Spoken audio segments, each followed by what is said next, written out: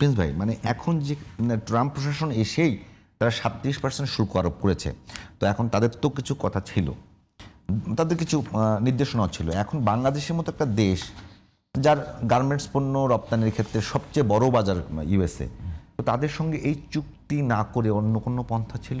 আমি আসছি সেই জায়গায়, আমি আসতে চাইছিলাম, আপনি কংক্রিট করছেন, ঠিক আছে। আচ্ছা, প্রথম কথা আমি যুক্তির খাতিরে বলতেছি, মাত্র 3 দিন আগে অনির্বাচিত সরকারটা করতে হবে কেন? এই রকমের যদি দরকারও থাকে, আমি বলছি তাহলে তো নির্বাচিত সরকারের জন্য রেখে দেওয়া দরকার ছিল, বা রেখে দেওয়া ছিল, ওইটুকু বলে থামলাম। 1 2 হচ্ছে আপনাকে সেটা 37% একটু খেয়াল করেন। আপনি তো বললেন যে পররাষ্ট্রমন্ত্রী উত্তর দিয়ে দিয়েছে যে দুই দল নির্বাচিত হওয়ার সম্ভাবনা, হ্যাঁ না দুইটাই বলে নাই বলে আজকে তো বলে দিলাম। যদি এটা না বলে তাহলে আমাদের ধরতে, উনি সবার আগে বাংলাদেশ না, উনি আসলে সবার আগে আমেরিকায় চান, এবং অন্য কোনো দাসখত লেখা আছে কিনা সেটা খুঁজে বের করতে হবে।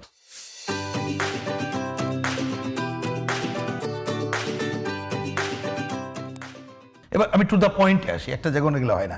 এবার আসি, দেখেন প্রথমে তারা যে পার্সেন্টেজের কথা বললো, পরে দেখবেন ওইখানে কিন্তু কোর্ট একটা নির্দেশ দিয়েছে ট্রাম্পের সেই ক্ষমতা নেই, তারপরে কমিয়ে আনার পরে ট্রাম্প আবার এটাকে চালু করলো। হ্যাঁ, এই ধরনের আমাদের একটা রপ্তানি পণ্যের ব্যাপারে গার্মেন্টস একটা বড় ব্যাপার, তার সাথে দেন দরবার করা, কিছু কাজ করা যেতে পারে, কিন্তু সেটা করতে যে আমি আমার কৃষি থেকে শুরু করে এই যে এই চুক্তিতে আপনি এইখানে একেবারে কৃষি, আপনি কৃষি পণ্য কি কিনবেন না কিনবেন, তার উপরে আপনার অপ্রয়োজনীয় গম, যেটা প্রয়োজন নেই, বেশি দামে কিনতে বাধ্য হবেন একটা মানে সংখ্যা পর্যন্ত, আপনার এলএনজি বেশি দামে একটা জিনিস পর্যন্ত কিনতে আপনি বাধ্য হবেন।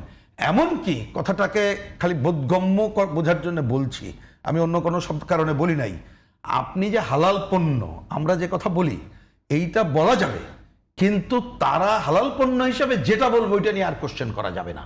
আমি জিনিসটা বোঝার জন্য বলছি যে চুক্তিতে এমন জায়গাগুলো চলে আসছে, এবং দেখা যাচ্ছে যে এই চুক্তিতে 131টা বিষয়ই আমেরিকার স্বার্থ রক্ষা হবে, আর 6টা বিষয় বাংলাদেশের স্বার্থ রক্ষা করার কথা বলা হচ্ছে, এবং এটা এখন উন্মুক্ত। প্রথমে তো এটা এক ধরনের গোপন ছিল, এবং জানেন যে আমাদের রাজস্ব বিভাগের একজন যখন উন্মুক্ত করলেন তার চাকরি চলে গেল। মূলত উন্মুক্ত হয়েছে এটা তো আমেরিকার পক্ষ, আমেরিকা, আমরা এখনো করিনি, আমরা এখনো করিনি। তার মানে এই ধরনের প্রতিটি পদে পদে আপনি ওই যে বললাম যে কৃষির যে জায়গাটা বললাম, সেইখান থেকে শুরু করে আপনি যুদ্ধ বিমান কেনা, দেখছেন না দেশের এই দুরবস্থা, কোনো আলোচনা নেই। ওই যে বোয়িং ওইখানে 14টা উড়োজাহাজ, সেইটা 35,000 না 47,000 কোটি টাকার কেনার চুক্তি করা হলো, এবং তার মানে কোথায় আমরা চলেছি। তা আরেকটা ঘটনা আছে, সেটা আমি বললাম যে এই ছোটখাটো আছে, আপনার সমরস্ত্র আপনি অন্য দেশের সাথে কিনতে গেলে আপনি এর অনুমোদন ছাড়া কিনতে পারবেন না। তার মানে আপনার শুধু আমাদের অর্থনীতি, অসম বাণিজ্য শুধু না, আমাদের প্রতিরক্ষা ব্যবস্থা এবং দেশের উপরে আধিপত্য বিস্তারে অন্যতম কাজ করবে, যেটা আপনি সূচনা প্রশ্ন করেছিলেন। এবং এইটা আরও বেশি এখন জরুরি হয়ে দাঁড়িয়েছে, মানে আমেরিকার জন্যে এবং আমাদের জন্য ক্ষতিকর হয়ে দাঁড়িয়েছে, যে ভূরাজনৈতিক কারণে এই অঞ্চলে প্রভাব করার জন্য একটু কাজটা করতে চাই। এটার বিরুদ্ধেই আমাদের দেশবাসী, আমরা বামপন্থীরা কথা বলবো, আমরা সরকারের এই ব্যাপারে পরিষ্কার ব্যাখ্যা দাবি করি।